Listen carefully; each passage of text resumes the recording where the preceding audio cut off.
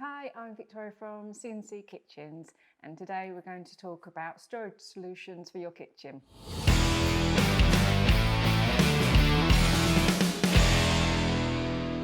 Don't forget, if you like these videos, please like and subscribe.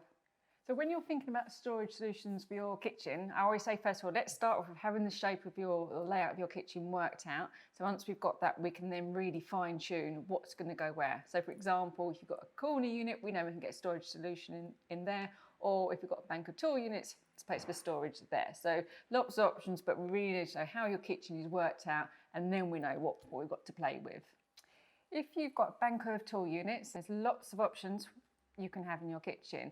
Some of it is just going to come down to personal preference, or some of it will depend on the location or the size of that cabinet. If you've got a tool unit, my favourite one is the tandem larder. So that's a hinge door. Usually that cabinet will come 50 or 60 centimetres wide.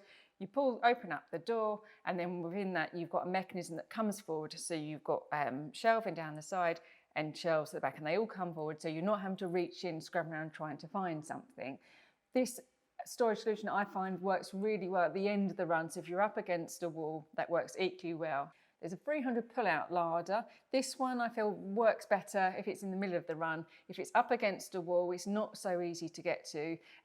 With this unit, you just got to think, you pull it forward and you can get from either side, and that's great for bottles of oils, sauces, pasta, cereal, so brilliant for all your dried food products. Another style of larder is internal drawers. So with that, you literally open up the hinge door and you can pull forward drawers individually. So it doesn't mean you're bringing the whole mechanism forward. So this is good for dried foods, again, your pastas, your sauces, but some of the heavier items as well. So rather than having to reach in and pull it out, the drawer just pulls it forward and then it's all there and you can see it and access it nice and easily. So in a more traditional style of kitchen, we'd probably recommend an internal drawer that's a timber, so a solid timber drawer box, more pantry or large style, so double doors, open up, you've got internal drawers, and then maybe also a piece of marble or stone worktop inside, so recreating a pantry. And for a German kitchen, it's more like just to be standard wirework, internal drawers, but these can be upgraded if you have glass on the side, or you can have lights on them. So once you've got your layout in hand, you know you've got a corner unit in there.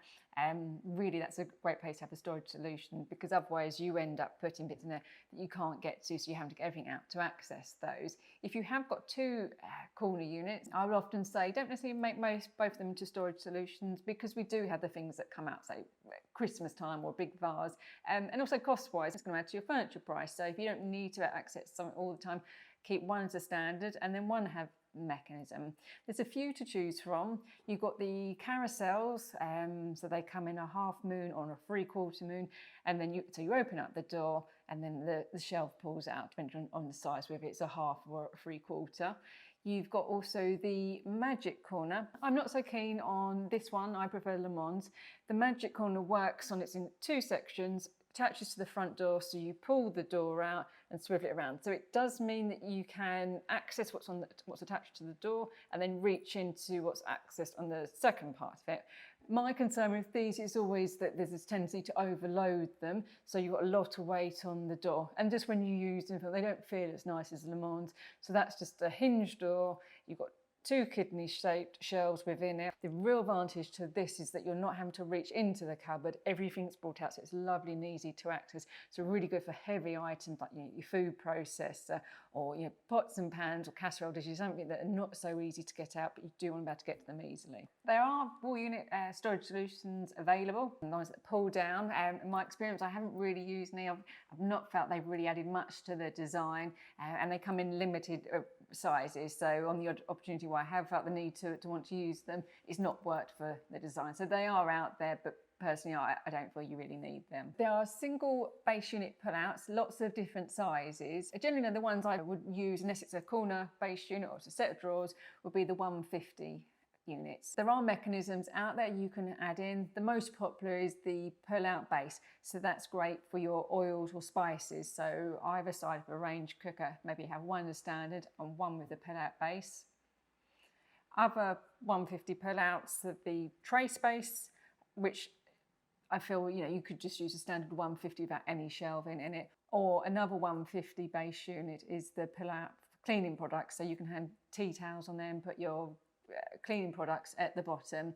These, again, are quite popular, but just think about if you're going to hang something like a tea towel or some sort of cloth in there, if it is damp, it's not going to dry as well. So just consider that when you're designing that into your kitchen. I hope I've given you a clearer idea of what's available for storage solutions within your kitchen. If you like these videos, please like and subscribe. Or if you feel I've missed something out, please put something in the comments below. Thanks.